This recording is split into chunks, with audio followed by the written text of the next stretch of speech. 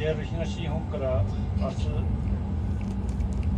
10月12日、計画運休のご案内をいたします。台風19号の接近に伴い、10月12日から13日にかけて在来線及び新幹線で列車の運転を取りやめます。13日は少なくとも昼頃までは運転を取りやめる予定です。なお、気象状況により運転を取りやめる時間が早まる場合がございます。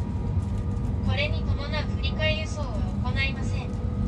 お客様にはご迷惑をおかけしますが、今後の気象情報や運行情報に注意してください。 This is an announcement for our passengers. With the approach of Typhoon number 19, train operations of the conventional lines and Shinkansen will be suspended from October 12th to 13th. Train operations are expected to be suspended at least until around noon 13th, depending on the weather conditions. The time of suspension may be earlier than expected. There will be no alternative transportation available.